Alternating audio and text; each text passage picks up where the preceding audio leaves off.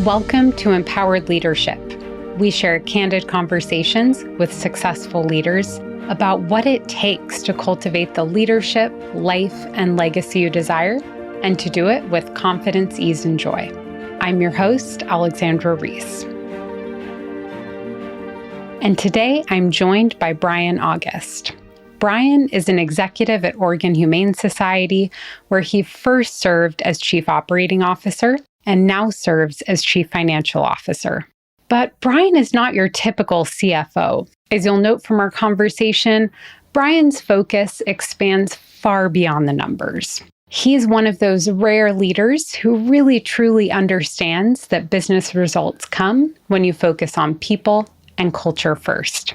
And I speak from experience when I say Brian walks the talk. I partnered with Brian to develop OHS's last strategic plan. And through our engagement, I really appreciated Brian's ability to create a culture of curiosity, safety, kindness, and drive within his team. It really made the difference in the quality of the plan we created and the results they were able to drive. Prior to joining OHS, Brian spent nearly 2 decades as a strategy and operations leader in a diversity of industries, from aerospace to wine and spirits, consumer products, and now nonprofits. And outside of work, Brian is an accomplished triathlete, having completed not 1, but 13 Ironmans. Stay tuned to the end of this episode to hear more about that experience and what he learned about leadership from 13. All right, thank you so much. Enjoy the episode. How's it going today? It's going well today. Wonderful. I always enjoy Saturdays. It just creates some space to do things that bustle of the week you often don't get the opportunity to have. Absolutely. Yeah, I'm doing this program called Flow Performance by Jamie Wheel. And one of the things that we're bringing into it is a Sabbath and a Sabbath practice. So something I've started doing is turning off my internet for part of the weekend and doing an extended meditation, just as an opportunity to do a bit of a reset on the weekend. How's that going so far? So far, so good. I will say in retrospect, doing it while I was moving probably was not the best idea. I thought it would be a good chance to work on my routines. That being said, it was a little too much pressure that I put on myself these last couple of weeks. So that was a good lesson for me. Working on your routines as you disrupt your routines because you're moving. Okay, when you say it like that, it makes perfect sense. Is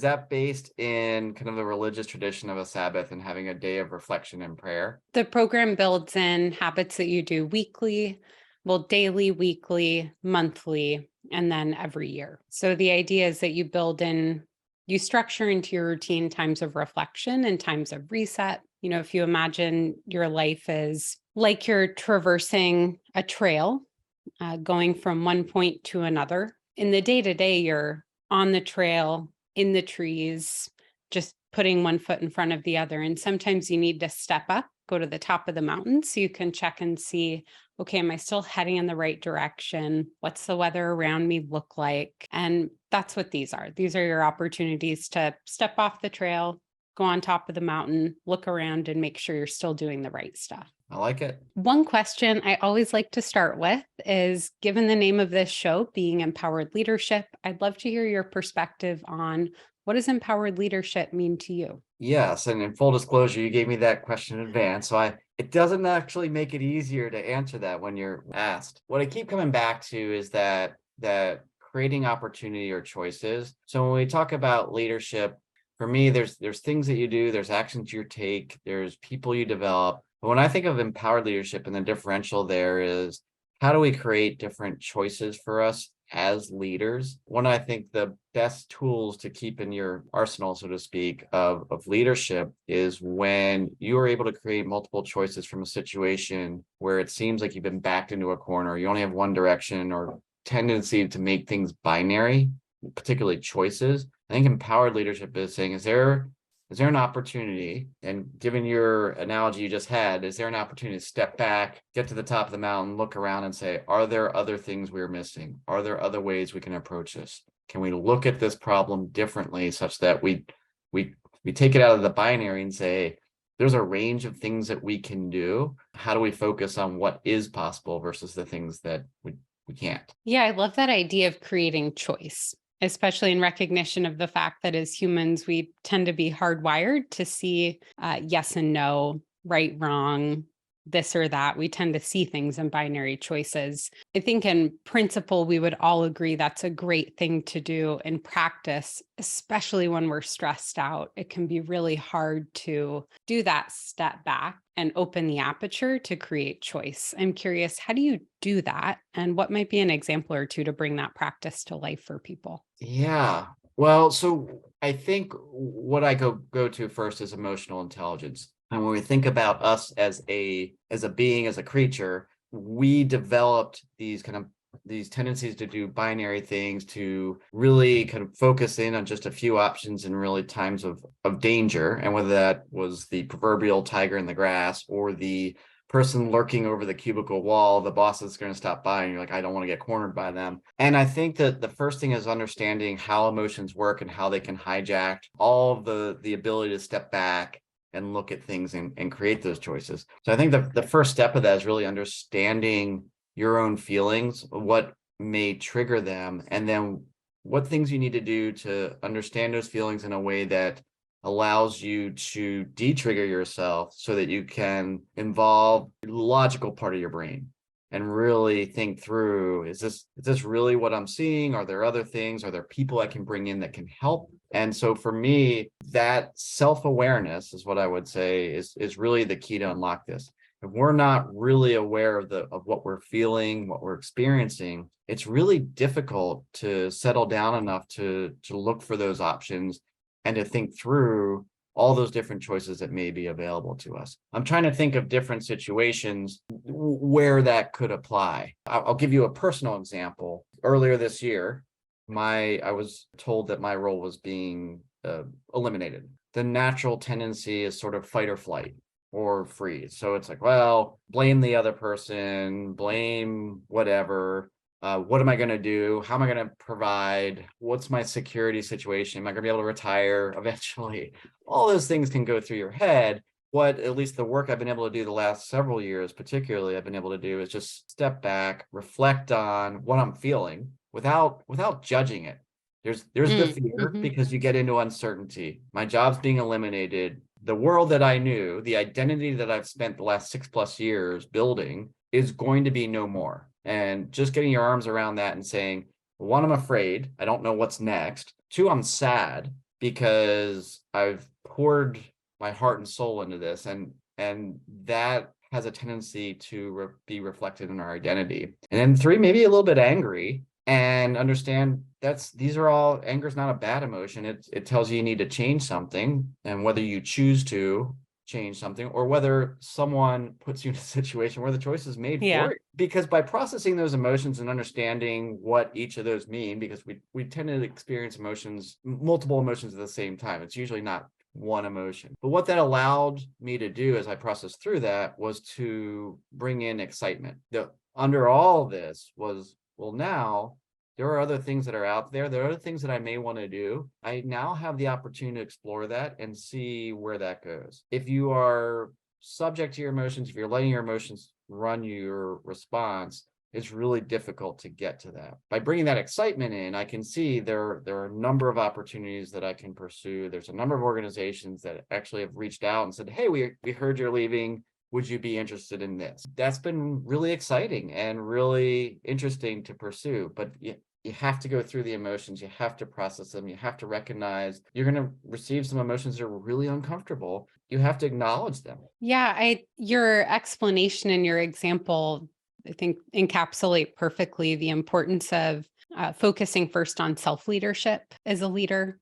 Because if we can't develop awareness of how we're feeling, why we're feeling that way, work through it, grow from it, how can we expect to be able to show up, particularly in stressful situations with our teams, our organizations, our families, and do so in a way where we can be that calm presence, that That is person who helps the group to step back as a whole and look? We've got to bring that energy into the room. That is such a great way to frame that up. I love how you said self-leadership, because that's really what it ends up being. Is if you can't do that for yourself, you're going to really struggle to do that for teams, for organization, for family, for friends. And as empowered leaders, that's what we want to bring. That's what we want to have happen at the table. Yeah, I did another interview with the person who was actually my first coach, Tracy Hooper, and something she shared that just blew my mind and you may know this. If not, I'm sure you'll find it fascinating. When we're in a group environment, if we change our breathing, we can change the breathing of the entire group that we're with. So just by having that self-awareness and self-management and self-leadership to be able to walk into a challenging situation in control of ourselves, fully present and aware. If we can do that, we can take that deep grounding breath, create that pause just by showing up ourselves in that way, we can start to change the energy of the room. I did not know that, but it makes a lot of sense. When we think of some of the most inspirational leaders we've worked with, and you get into a stressful situation, they become the anchor point. They become the point of calmness. Not that they're minimizing the challenges that we're facing, or not that they're minimizing the problems that we may have. Their ability to take us up that mountain, their ability to take us to have us take a step back and to look at the situation, to truly make sure that we are considering all the options available to us, not just the readily obvious ones, to bring different voices into discussion, even voices that may not normally be comfortable bringing those in. Those are the outstanding leaders that really are having a unique ability to guide organizations through their most difficult times. Who comes to your mind when you think about that archetype of an astounding leader? Well, I could mention some of the leaders that I've worked with personally. I don't know if if your listeners or viewers will know them. There was a gentleman I worked with at when I was at Gallo Wines named Robert Lubeck, and he was absolutely amazing. And just I watched him in really difficult situations, whether it was an employee situation, whether it was an outside lawsuit type situation, or an operational issue or a strategic challenge. Just there was a calmness that radiated out from him that it didn't diminish the challenge that was in front of us, but it almost empowered everyone around him to say, we have the people here to solve this problem. Let's get to work. And that really strikes me. That's really, I think, the gist of the empowered leader that's truly effective, is the ability to do that. I'm trying to think of a public leader that really incorporates those aspects. I'm drawing a bit of a blank right now. It's an interesting world out there, looking at those leaders that can really rally people to respond well in situations like that by not minimizing the problem, exuding a sense of calm, and really calling their people to respond to the situation. Does anyone come to mind for you? The way President Obama presented himself, that's the image that came into my mind as you were speaking about the leader you worked with at what was his name? Who worked at the winery? Robert Lubeck, Bob Lubeck. Bob At Lubeck. E&J Gallo Winery, yeah. Yeah, I recall during the Great Recession when it felt like the world was falling apart or the foundation was literally crumbling beneath our feet. Having a president who is able to get on camera, be very calm, look you in the eye, and say, I don't know what all the answers are, but I have faith and I know we have the knowledge and the ability together to move through this. Yeah, that's How powerful. That's a powerful example of grace under pressure. I love that example. One thing I think is worth highlighting in both those stories is that great leaders don't always have the answers. And especially in times that we're in, like right now, where there continues to be a lot of uncertainty and turbulence. Great leadership is not about saying, I know where we're going, I know how we're going to get there, just follow me. It's about being able to say, I don't know exactly all the details. What I do know and what I do have certainty in is this team. What I do know is when we follow our values and live by them, we can do this together. What I do know, da da da da. And it's being able to create that certainty and that sense of calm by anchoring in on what you do know. And that's about how you can work together as a team to get through it. As you're saying that, it struck me I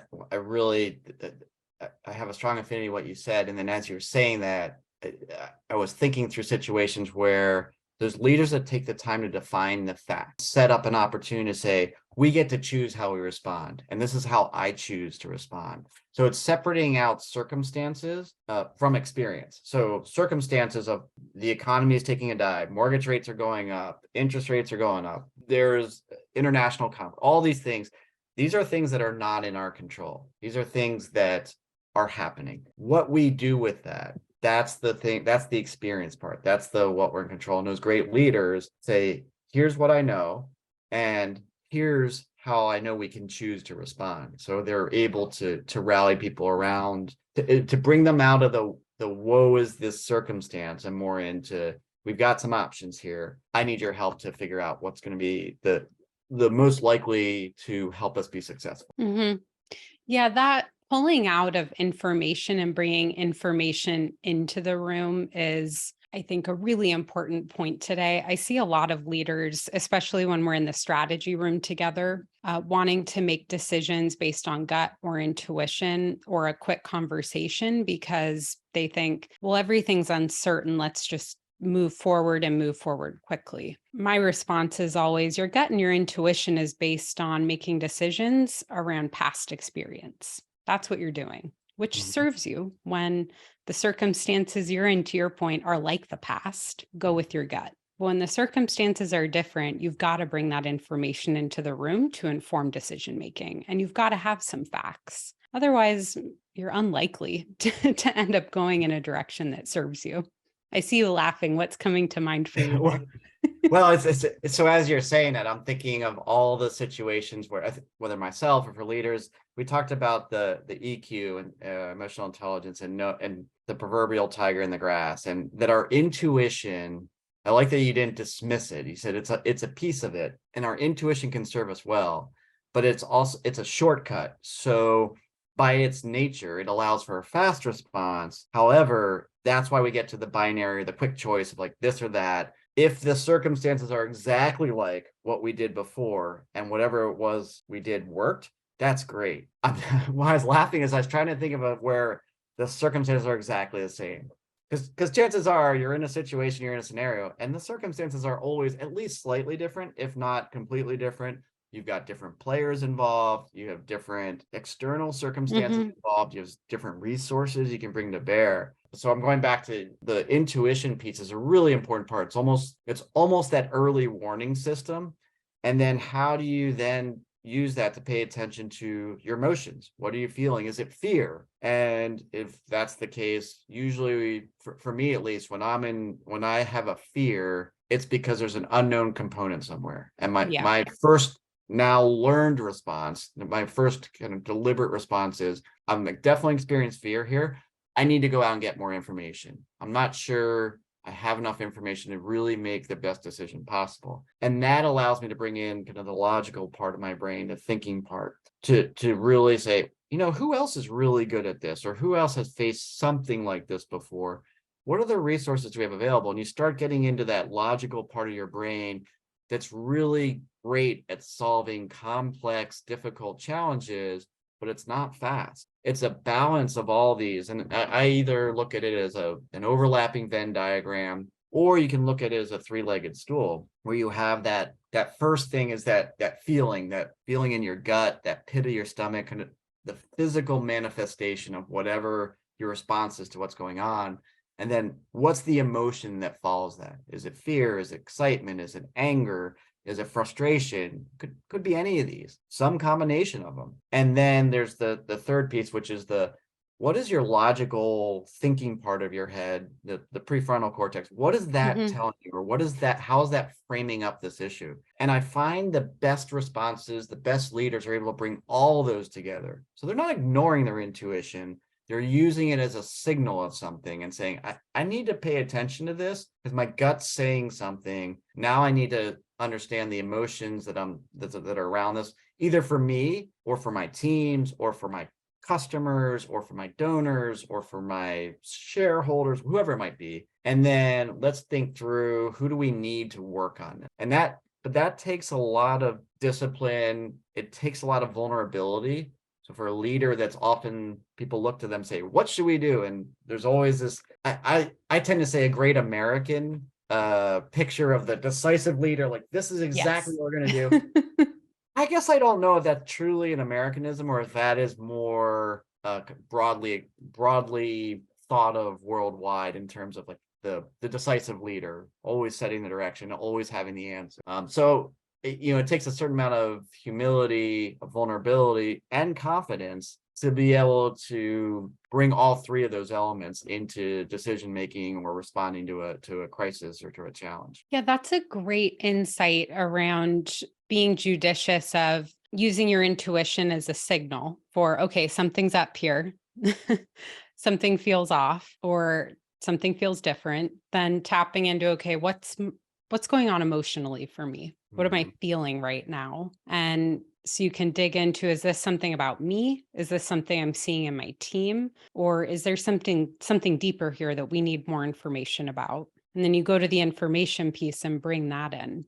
The thing I'd add to that I think is important for leaders to consider, and you've brought this up already, it's around time, right? Knowing that going through that cycle for every decision can be very time consuming. Yeah. So how do we know when to spend the time, and how do we know when to just say, I feel a little uncomfortable, but I'm going to let this go? And the two things I always like to ask leaders to consider are, one, what's the impact of this decision? If the impact is relatively minimal, let it go, delegate it, get it off your plate.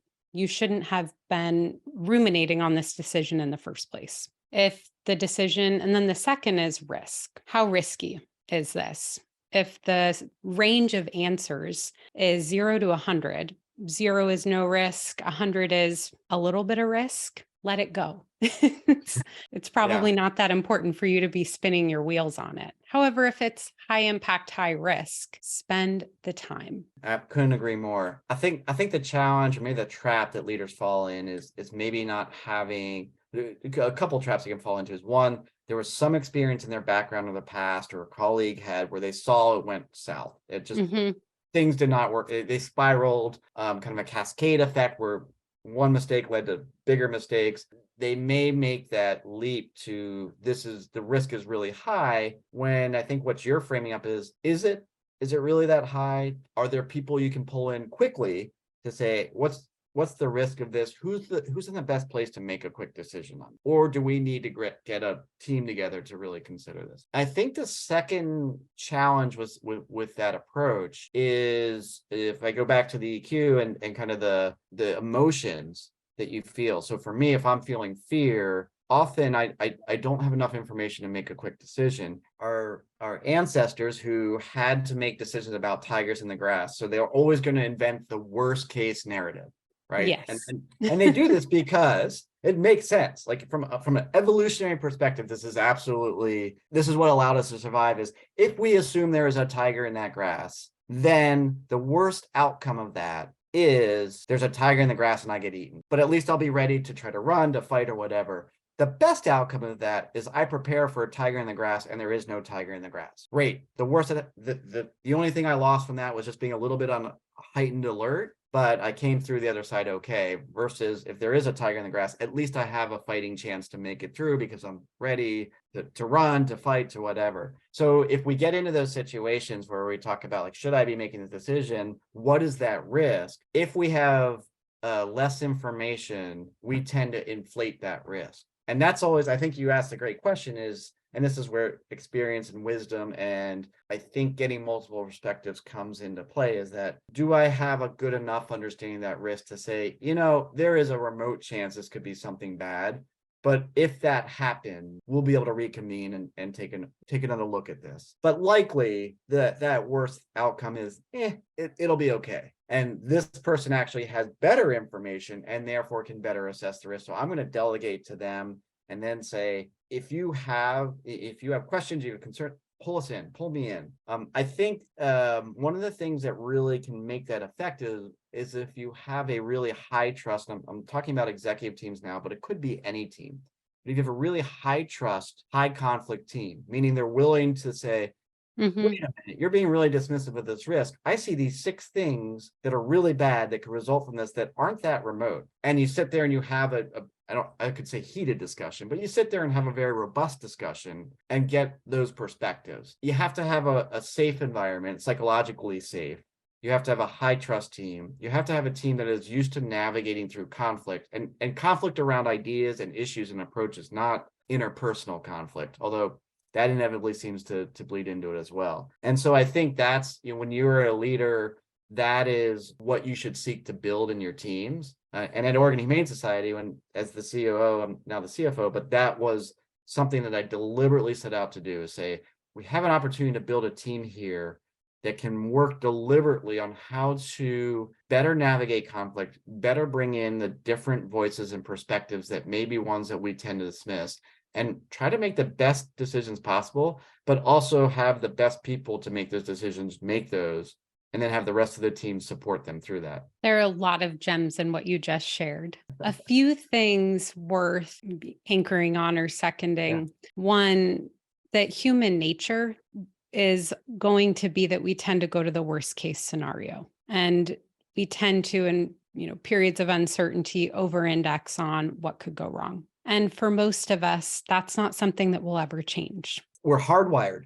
Yes. As biological humans, we are hardwired, which is why we survive. So you're absolutely right. So being able to think critically in advance of a stressful situation about what are the systems, what are the practices, what are the norms that I need to put in place to make sure that we can be successful in spite of that tendency, so that we don't tend to get bogged down by what could go wrong, start spinning in that cycle. And as I see a lot of leadership teams doing, spending too much time worrying about the tiger in the grass that's not there. Yeah. And too much time holding on to decision making because they're scared to delegate ownership. I think that's absolutely right. May I add something into there? Oh, please do. Yeah, so you're so spot on with that, and talking about how leadership teams work together and the fluidity of roles and who's on point. And yes, you always have the CEO or the executive director or whoever it may be, who sometimes ultimately has to make the call. But how do they foster an environment where the teams have that freedom to explore? And I think the thing that I've learned the most is that can't start with the worst problems facing the organization. Meaning it's like training for an athletic event. You're not going to go out and do an Ironman without training. So you start really small and say, I'm going to build up the capability and capacity for my body and my mind to be able to do this. So for a team that's learning how to navigate conflict, learning how to make better decisions, don't start with the company betting decision as like, okay, I'm going to create a safe environment. We're going to have conflict around us. We're going to make the best decisions. Like, no, maybe start with something where the stakes are less high. So they have the opportunity to make mistakes, opportunity to learn and grow as a team, to say, let's talk about how we came to that decision and the outcomes and see how we can do this better next. I think that is, people miss that step of, you can't just make that switch. You have to start to practice. You have to try it on. You have to get comfortable. You have to fail. Mm-hmm. This didn't work, but these 3 things did. How do we pull those forward, but address this other thing? So when you were framing that up, I think that's what first came to mind. You're absolutely right in thinking critically, to our point about advanced preparation, about how we create the conditions for success in our leadership team.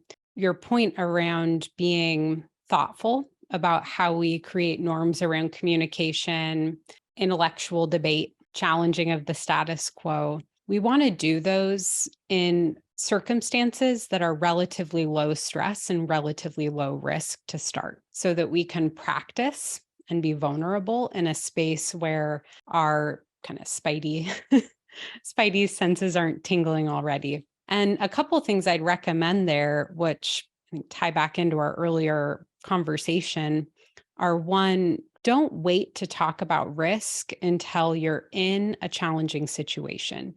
Talk about risk when you're in the strategy room. You should be thinking about, okay, if we're going to go if we think the world might look like this, what are the areas of uncertainty? If we go here or here, what are the risks that might emerge?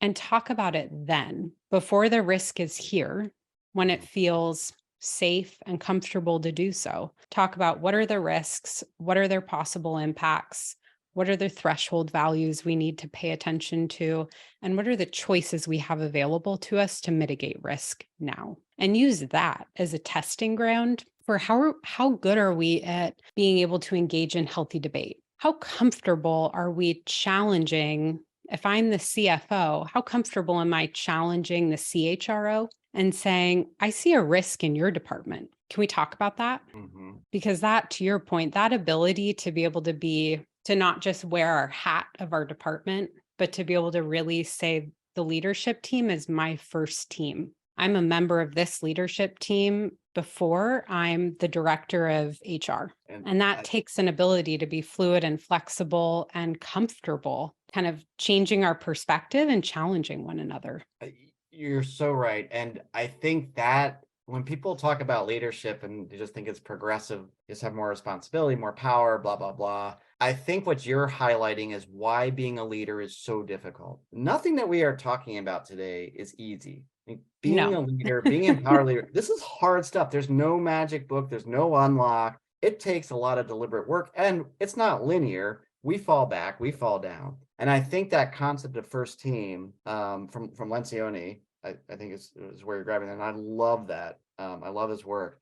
And I think the challenge that a lot of people, particularly as they may be making the move from a director or a leader of a team to a leader of an organization to an executive level, that is a really challenging concept to grasp, even harder to put into practice. When you think about that from a practical perspective, you spend the most time with your team. So if I'm the CFO of Oregon Humane Society, the team I spend the majority of my week with is the finance team. So when I get into a room with a bunch of other executives, the idea that I am not advocating for my team and my resources and what I need, it's almost like there's an expectation from your teams and your departments and the organization. Like, of course, everyone advocates for the team. You get in, and I think the flaw with that is usually the loudest voice carries the most weight, or the most influential person, or the CEO has a favorite group that they like working with, whatever it might be. To once I step into that executive team room, that executive team meeting, I am a leader of the organization. I happen to lead this function, but I lead this function in service to how to make the organization successful. So an example for me now, as the chief financial officer for Oregon Humane Society, when I stepped into a room, when I step into an executive team meeting, I picture finance as a service group that is enabling the organization to do its mission. So as I listen to our VP of operations or our chief medical officer or even our fundraisers, it's listen for what they are doing that is for the best interest for the organization, so that we can continue to serve the public and really execute our mission. And everything that I sign up for, agree to, or challenge should be centered on that. So to your point, if I need to challenge the chief people officer of something they're doing because there's a risk, it's not from a risk to my group. It needs to be from a risk to the organization, to our strategy, and to our mission. And that is so hard to do. And you don't just flip a switch. You have to practice this, and you have to be open to that, questioning yourself of, am I coming at this from the right perspective in terms of what's best for the organization? And that's why it's so hard, because then you go back to your 40 hour, 50 hours a week with your finance team, and you have to look at them and say, we're going to do this, which is really inconvenient for us. It's a lot more work. However, it's going to enable the organization to do these 6 things. That is really hard to do. Yeah, it's a mindset change, right? I mean, when I work with leadership teams as a whole, we spend the first portion of our time together talking about mindset. And that's why we talk about mindset around what's the mindset I bring to work? How do I do self-leadership? And then we talk about what's the mindset I bring to my team? What's the hat I'm wearing? And then we talk about what's our collective mindset as a group. And it's exactly to the point you just made, which is I can't be thinking first about risk or strategy in the context of what's the impact on finance. I've got to be thinking about it. What's the impact on the organization? And in addition to that, the other big unlocks I've seen that I've often coached leadership teams around is the importance of aligning your incentives with the behavior you want to see. So I often see that type of territorial behavior happening when you have financial incentives that are tied to team performance for leaders above organizational performance. I've also seen it be a huge issue in organizations where leadership team members tend to stay in a role for a pretty short, relatively short amount of time. And so they're often using that as an opportunity to set themselves up for the next role. And so they don't have the space and the time and really the incentive to be invested in short-term sacrifice for their department in service of the longer-term gain of the organization. I'm curious how you might have seen that play out either in your current work or in your work when you were consulting. Yeah, I think everything you've talked about is exactly what I've seen. And what I found is that those leaders that are able to separate themselves and look at challenges from a perspective of the organization, and there are quite a few that you find where they can separate out and say, this is going to be a little bit painful for a team, or I'm willing to give up this resource because I can see you're going to be able to do so much more with this headcount than I can, and I can get by for another year, or I can get by if I can get a part-time person. And what I've seen is when you have, it's not even the entire team, but when you have some people in a leadership team meeting that have that perspective, it can actually open things up. And I've also seen where that can be infectious, where having a few individuals that come to the table and say, I'm going to figure out a way to help the organization, creates this, it's kind of a virtuous peer pressure is how I would describe Yeah. it, where others are It's saying, a good infection. it It's really one is. you want. It's the one you want, where they say, it's like, okay, well, if they're doing that with their group, I'm not going to sit here and be the jerk and say, no, I'm taking it all in.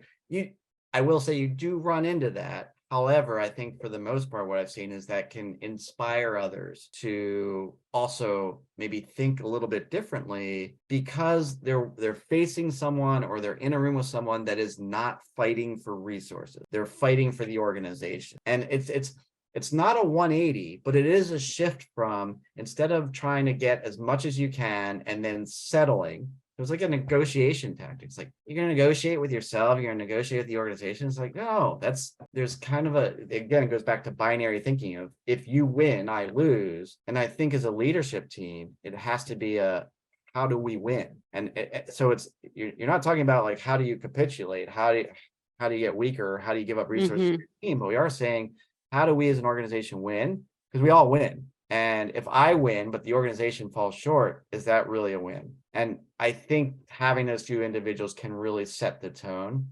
So that's what I've seen and I've become more sensitive to those folks, not always at the executive team level either, that if you have them in the room with you, things go better. And it's not something maybe explicit they're doing. It is more that approach and that mindset where they're going to challenge, and they challenge in a very respectful way others to say, well, help me understand what this gets us, or help me understand, if you get that, what does that do to our mission? What does that do to this?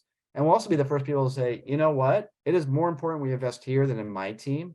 We'll figure out a way to do it, but let's make sure this resource is there. And that can change the whole tone. And I've really, really been opening my eyes to, at any level of the organization, you can get someone that demonstrates those capabilities. And as a leader, it's our responsibility to find those gems, polish them, and help promote them, help to develop and grow them, because those are the people that eventually are going to lead the organization, you hope. A common thread has run through our discussion that I want to ask a follow-up question about, because I think it's really important. And that is around bringing the right perspectives into the room, building a strong team, developing people.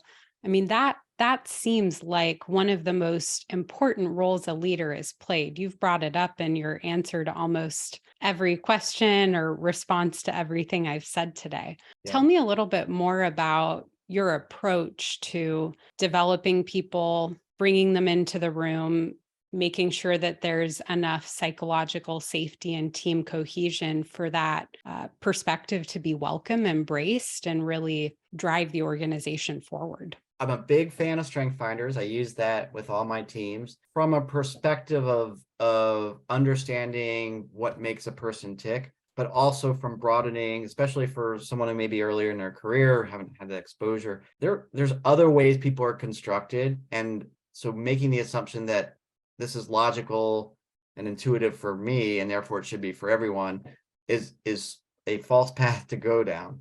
Everyone has their own background, their experience. We talked about intuition being based on earlier experiences in life where decisions were made or not made. And so helping people understand what makes them tick, and then how to ask, how to learn from others what makes them tick. In terms of making sure there's safety in a group before you bring them in, I think what I'd say to that is a couple of things. One, I've learned you can't force people to develop. You can't push them or pull them. You can only support them. You can challenge them, but it's their challenge. It's not yours. You can't write a development plan for someone because that's your development plan, not theirs. And so what I've had to learn the hard way many times over again is I can set the circumstances, I can set the expectation of like, hey, we're going to do development and growth that's going to look different for each person, but we're going to do it. But that person may or may not choose to do it. And if not, I have a choice of, are they who I need in that role, which is really hard because I'm a pleaser. I don't like disappointing people. I certainly don't like when things don't work out. But it's also understanding, if you want to build a culture of that growth and development, if you hire a leader into there that really isn't interested, if they're not willing to do the work themselves, unlikely they're going to be able to grow and develop. Find those people that are willing to put the organization above their own goals or needs. And so you're doing a disservice to the organization in terms of its future, in terms of its runway. I've also found you can't protect people. So in terms of creating psychological safety in a group, I've actually gotten away from I do my best to create that within a group through my own actions, through my own conversations for how I respond to maybe challenges or decisions that were wrong, and say, well, what did we learn from this? And trying to frame it up of, hey, this is an opportunity for us to learn. Let's get away from like, well, you should have done this, you should have done that. But the psychological safety and not protecting people is let people see where teams are. Mm-hmm.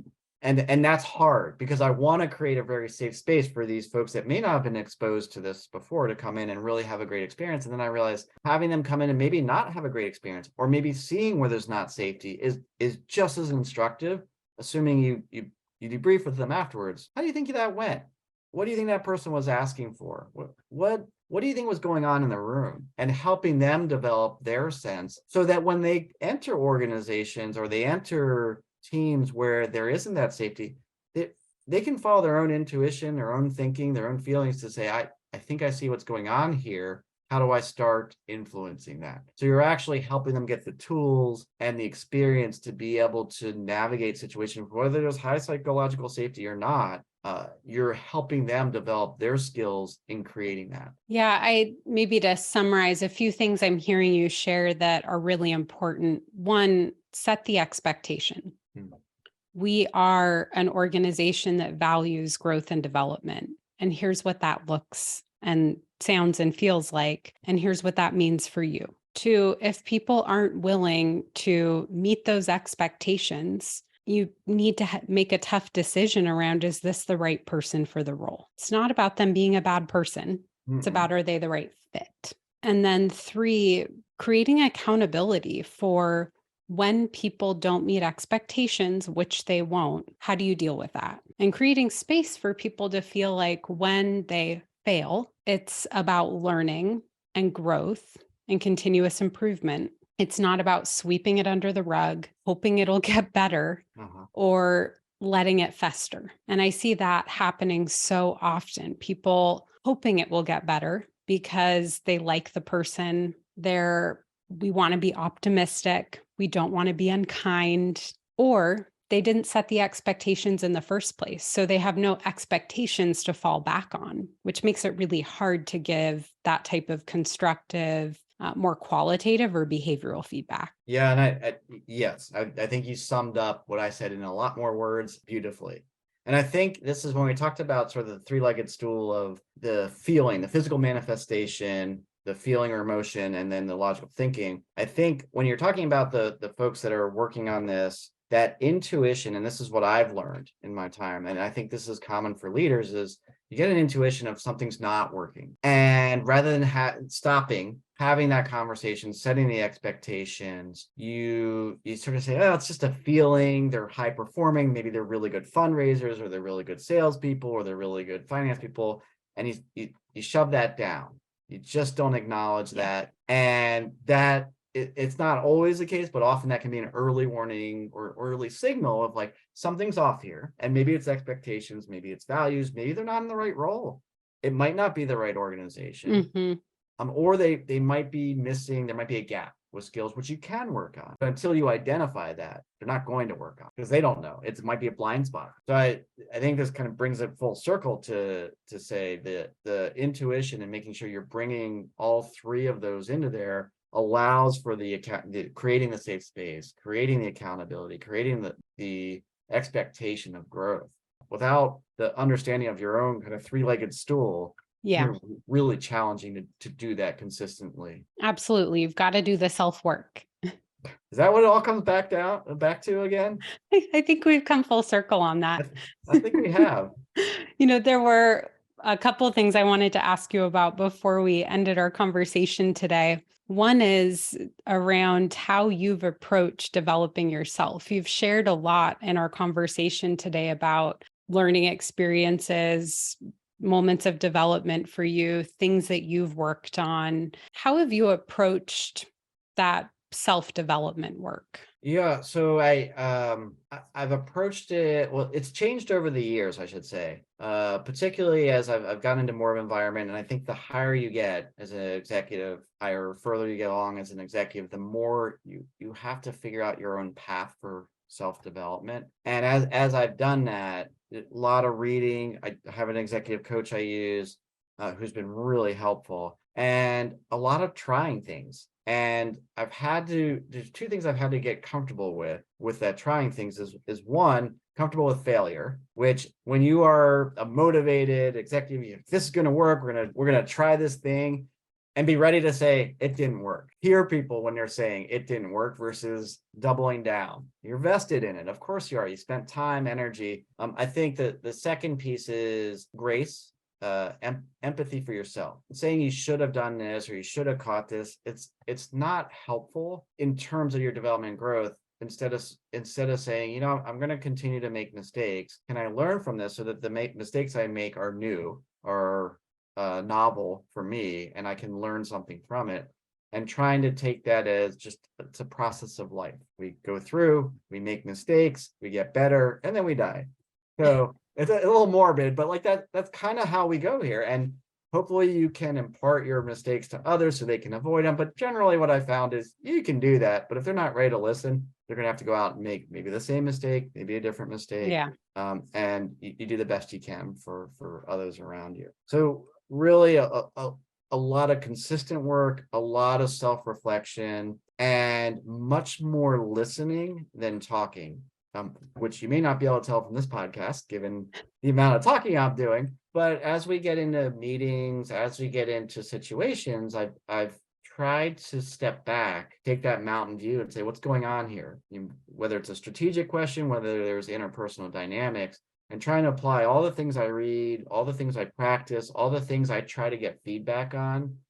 That's really how I try to key off my development. Yeah, that point about feedback is so important. I always ask leaders when we're starting a conversation about potentially working together, when was the last time you got feedback from someone in your team about you, your performance, your development, a decision you made, how you showed up, anything?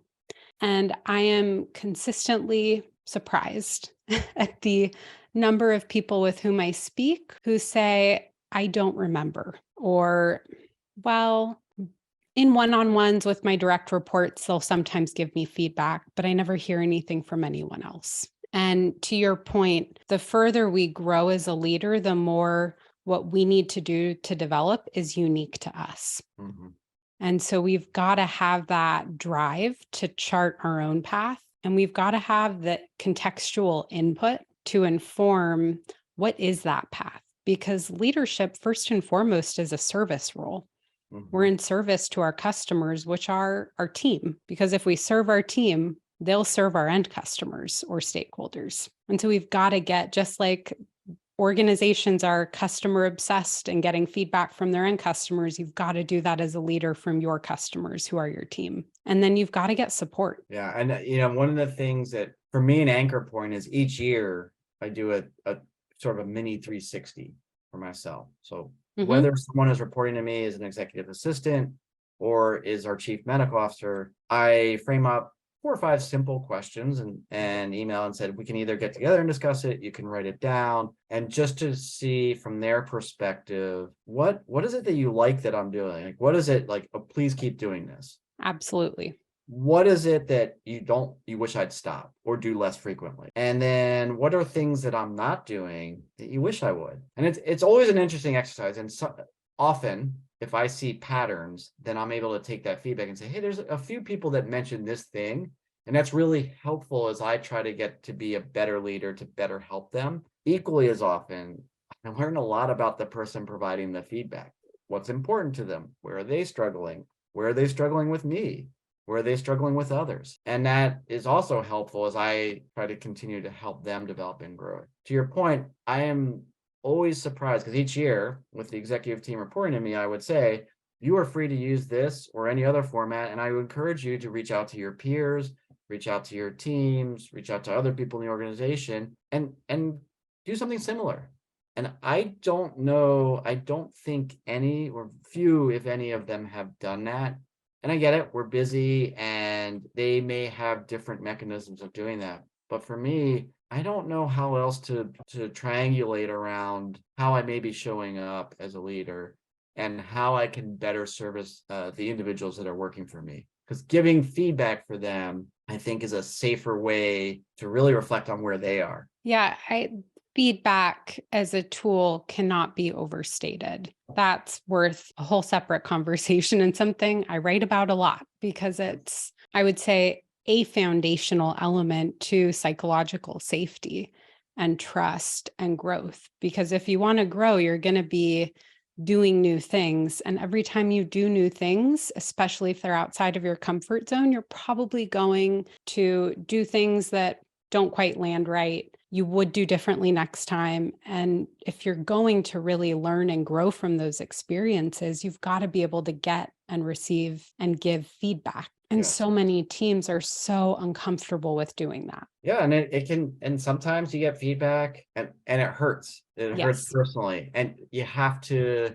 that discount, like you said, nothing is easy that we're doing here. So you have a decision to make. You can say, well, I can ignore the feedback or I can not get the feedback and just assume everything's okay. But if you really are committed to grow as a leader, can you take the feedback? Can you take it, do the whole physical feeling, the gut punch, whatever you want to call it, the emotion of like, hey, I feel really hurt by this, to the thinking of like, well, what's behind this? What are they telling me with this? And I'm free to agree or disagree, reject it, agree with some of it. But if you can get to that, there's usually things that you can take from there, like, at least with this individual, I can see how that approach may not have been the most effective to get the best out of them, to help them get to bring their best for the organization.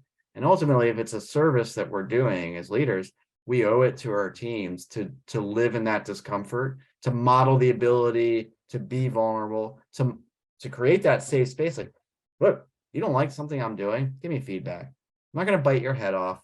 What I'm going to do is ask a lot of questions because I'm curious to see what might be there that I can improve on. And if you're going to do that, I'm also going to ask that you may get something back that may be feedback for you to improve on, not as a tit for tat, but just as something we expect from our leaders and from our teams. Is like, look, I'm going to develop, I'm going to hear this, I need you to be able to put yourself in a space where you can get feedback as well. That's a somewhat contrarian perspective, and one I 100% agree with.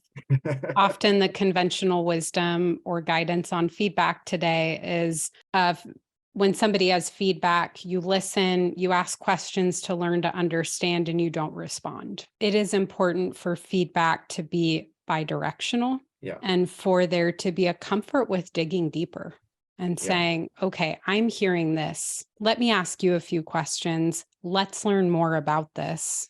Now, here's my commitment to you. Now, how open are you to talking about how can in the future you also show up in a way that enables us to avoid this situation, to do better next time? That's a fine line to walk. And I think one reason I always encourage organizations who want to work on feedback to create feedback triggers that aren't associated with negative things happening. Interval-based triggers like, as a team, we're going to meet weekly or monthly and just have an open conversation similar to what you do with your 360. What are we doing that we should keep doing or do more of? What should we stop doing? And what do we need to start doing? Yes. And also have project or deliverable or milestone-based feedback triggers where when this thing happens, we're going to give feedback. And then you're not waiting for something to break or something to go wrong. And it's like, okay, I just feel like I can receive right now, but I've got some questions, and maybe there's something for both of us to work on here.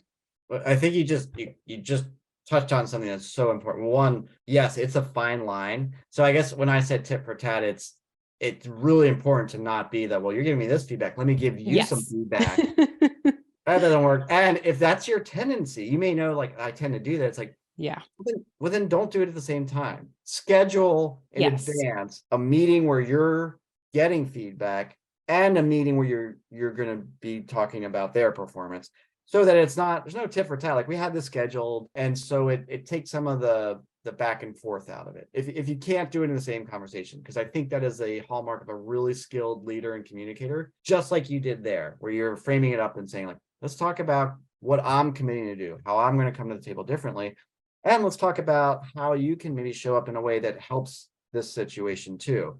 It's taking it out of the blame and the judgment, and saying, like, hey, we have this issue we're circling around. Let's both commit to this. So it becomes more of a conversation and of a mutual approach to try to address the problem. So that for me is really critical. And then depending on the person you're talking to, people are in different places. So some may say, just give it to me. I would expect you to give me feedback, and I'd be disappointed if you didn't. Great. Now you have someone that's you can be a little bit more loose in terms of not that you're going to tit for tat, but you can be like, okay, I hear what you're saying about this. And you kind of, you really make sure you're feeding back to them what you're taking, and say, am I getting what you're trying to give me? And then you can flip and say, I would love to also share feedback. Are you in a state to hear it? Or do you want to do this at a separate time? Give them the choice. You're not trapping them in a corner. I think the other thing people sometimes tend to do is leaders will have this time scheduled, and they're so scheduled each day that has to be the feedback session. So when I'm doing the 360s, I may have had a terrible morning. I may have been at a board meeting and got chewed out for whatever, or discovered a mistake on the financials, or my dog is sick, or whatever it is. It's okay to say, I had a really tough morning. I'm not in a good space to hear what you're going to tell me, what you want to give me. And I value it so much that I don't want to diminish the ability to have this conversation. Can we reschedule? I have yet to run a situation people are like, oh yeah, absolutely. I don't want to give you feedback when you're in a bad mood. And I don't want to get feedback when you're in a bad mood. Right. So this goes back again to what are you feeling? Self-awareness. And how do we use that to better navigate, to be better leaders, to create choices, right? It's like, well, it's scheduled. I have to do it. No, you have the ability to move things. You have the ability to say, I can't meet today. I'm just in a terrible mindset, and this is too important a conversation to leave to chance. Let's move it here. We'll go to coffee. We'll do whatever. And I think too many leaders, because they're just rigidly scheduled, and I'm guilty of this as well. Are like, nope, this is really convenient time. I got to get it done. Yeah, there has to be schedule flexibility, and that's a whole other topic. I've given you a lot of lot of things to follow up on with various leaders, across the community. Yeah. But, yes, there's an infinite number of topics that we could continue to dive It in. also gets to that scheduling piece. When I've dug into that, and I did this work with an organization in 2020, they were scheduled to the brim. Teams felt like we don't have time for real work. And we spent a few months unraveling that and digging into it. And what we learned in that case was they had very ambiguous roles and responsibilities. And there was too much centralization of power and decision making within the leadership team. And so what was happening was every time they needed to make a critical decision about a program, a project, change of course with a stakeholder because it was a nonprofit, they had to get a group of people in a room to talk about it. And so there were lots and lots of collaboration sessions that ultimately weren't making the work better. And when we sat down and worked through it, what we did was we created a customer journey map for a few of their different key customer personas. And then we said, okay, what are each of our functions? And then we created a map and said, okay, what is each function doing for those key customer touch points? And what we found was there was a lot of figure eights that were happening where people were just passing off the baton. And so over the course of a few months, we actually totally streamlined their services, delegated ownership, and then we're able to reduce meetings by 50%. Wow. So that's an example to share. If you're scheduled to the brim, so many people right now are talking about how to reduce meetings, no meeting Friday, better agendas. Sometimes there's a structural or systemic problem that needs to get addressed around roles and responsibility, power distribution. Deal with it. Don't let it fester. I'm so curious about it because you took that into a direction that I did not expect, which was one of the core underlying issues was the centralized power and decision making. And when you think about it, so I am curious if I think you said delegating decisions and whatnot was part of that. How did you approach that with the I'm assuming it was the CEO or the executive team that was the centralized decision-making power. Who identified that was one of the issues and how did they address that? Because what I've seen is when you have that kind of that centralized power, there's a reluctance to give it up. Oftentimes for good reasons, like, hey, I've seen a lot, I've really good intuition, I have many years of experience doing this, and I'm worried that someone's going to make the wrong decision. So that's such a good question. This is how we did it. We did that work. We brought the executive team and department directors together to do that service blueprint work that I described. And we just objectively mapped out what was happening for one stakeholder experience. What's the service blueprint behind that? And we paused and we let people reflect. And we said, I started with the question, objectively, what do you observe? Without judgment, what are you observing? And the first observation was an obvious one. We have a lot of handoffs and a lot of points in the journey where multiple people are doing something and it's slowing us down. There's no judgment. Nobody's playing the blame game. And if we can all agree, okay, this is objectively happening and it's creating outcomes that aren't serving us, well, now we've got a shared foundation of a problem that we want to work on together and a shared understanding of what it is. And when we started there and we got agreement on that, it was about not shame and blame. It was about, okay, we've got a structural issue here that we all agree is a problem we all want to work on. Let's just talk about solutions in a non-judgmental way. And so every person had an equal opportunity in that room to share, what are my ideas? And that was a way in which the executive team, particularly the CEO, who is a founder and had grown the organization, so who really had a hard time emotionally letting go, we created a safe space for them to explore what if without that judgment or fear coming into play. And then what we did was we looked at, okay, where are there, to our earlier conversation around risk and impact? Let's start with the low-hanging fruit of what are relatively low risk, relatively low impact points in the journey or entire stakeholder segments that we could delegate down into the organization to start freeing up time. So we started with the easy low-hanging fruit, tested it. How does it feel to let go of control of this? What can we learn? We learned, and then we started delegating bigger stuff once we'd put those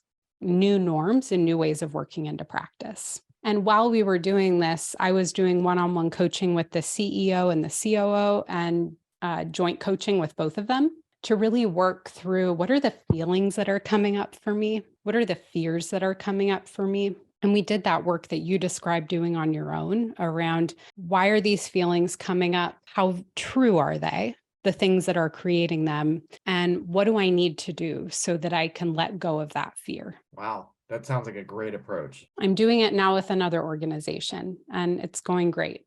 It's one of my favorite things to do because it's so transformational. It really changes the day-to-day experience of working. And one more question on that, because I think you make it sound so easy. What was the span of time you really worked on that? End to end, it was, I would say, a 6-month engagement. Yeah. And then there was some follow-up coaching that continued to happen with department directors and members of the executive team to work through challenges as they arose, because challenges will arise when you're trying to do new things. To our earlier conversation about psychological safety, creating an environment where you can grow and work together effectively, it's about learning how to work through those challenges in a productive way. And they didn't have those norms as a team. So doing that coaching allowed people to first do the self-work and then to walk into a conversation with the team in a way that they were able to remain calm, more objective, and really exchange feedback that felt healthy and move the organization forward. And that work lasted another, I think, 3 to 4 months. I love that approach. And what I loved about it is the way you framed that up for them is just like we were talking about, where you just don't leap into an Ironman. You just don't leap into, we're now psychologically safe as a team because I said so. It's how do we start that conversation, try to create an environment, start with something relatively easy. Start with one experience and work through it. To your point, the coaching is like, you're going to run into challenges. It's each decision or each situation that has maybe more perceived at risk or at stake gets harder to stay with the path that you've set. And so I love the approach that you did, which really helped them build the muscle to do that, the muscle memory to do that type of activity, so that their first instinct, they could pay attention to the physical manifestation. They might be able to work through the emotions and then get to to your point, staying calm and kind of really be able to bring that logical, rational thinking into the situation for the benefit of the organization. How do we help everyone win? Do you have time for one more question? Of course. All right. You've brought up Ironmans as an analogy or metaphor a couple times now.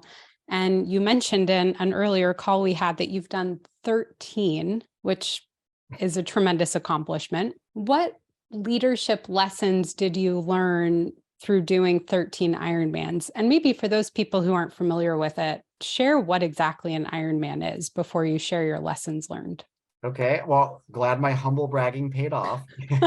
So I have done 13 Ironmans. Ironman is a triathlon distance. It consists of a 2.4 mile swim, a 112 mile bike ride, followed by a marathon, which is 26.2 miles. So you do that all in a row. I've had questions like, well, so do you do that over several days? Like, nope, you just do it straight. You have 12 hours to finish, or sorry, 17 hours to finish. So I've done 13 of them, and there's a few things that I've taken away that have really translated well to business. And one of them, when I first started, I was a college athlete, I was a swimmer, and so the mentality when I was growing up and I was swimming is just go as hard as you can.